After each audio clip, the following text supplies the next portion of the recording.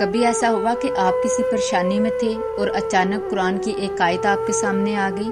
یہ صرف اتفاق نہیں ہوتا، یہ اللہ تعالیٰ کی طرف سے ایک خاموش پیغام بھی ہو سکتا ہے جو آپ کے دل کو سنبھالنے کے لیے بھیجا گیا ہو۔ جب بھی کسی آیت پر اچانک نظر پڑے، چند لمحے رک کر سوچیں کہ شاید اللہ تعالیٰ آپ سے کچھ کہنا چاہتا ہے، کیونکہ آیت کا وقت، آپ کے حالات اور آپ کے دل کی کیفیت اور وہ لمحہ، یہ سب اللہ کے علم میں پہلے سے طے ہوتا ہے۔ یہی تو قرآن کا معجزہ ہے کہ وہ ہر دور اور ہر حالات میں دلوں سے بات کرتا ہے۔ اللہ تعالیٰ ہمیشہ یقین رکھنے والوں کے لیے راستے پیدا فرماتا ہے۔ لیکن کیا آپ جانتے ہیں کہ سچا یقین کیا ہوتا ہے؟ سچا یقین یہ ہے کہ جب دعاؤں کی قبولیت میں دیر ہو جائے، جب ہر طرف اندھیرا دکھائی دے، تب بھی بندہ اللہ سے مانگنا نہ چھوڑے۔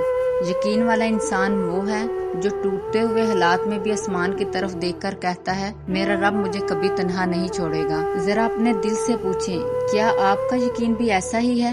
کیا آپ اپنے منصوبوں سے زیادہ اللہ کے فیصلوں پر بھروسہ کرتے ہیں؟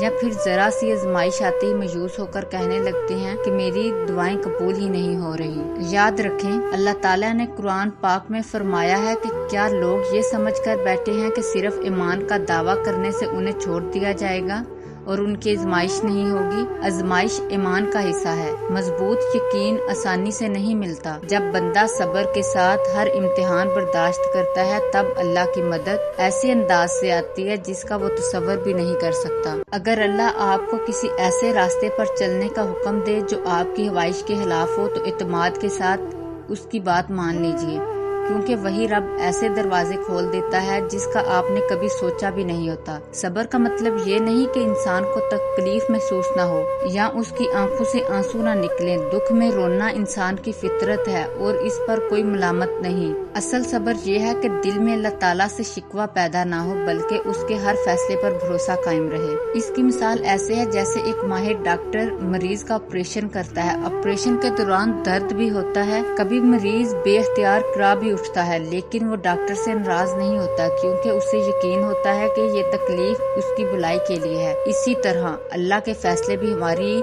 مصلحت کے لیے ہوتے ہیں، چاہے ہم اس وقت انہیں سمجھ نہ سکیں۔ آپ کے وہ آنسو جو کسی کو نظر نہیں آتے، اللہ تعالیٰ انہیں بھی دیکھتا ہے۔ وہ آپ کے درد سے بے خبر نہیں، وہ ہر لمحہ آپ کی حفاظت کر رہا ہے، چاہے آپ کو اس کا احساس نہ ہو۔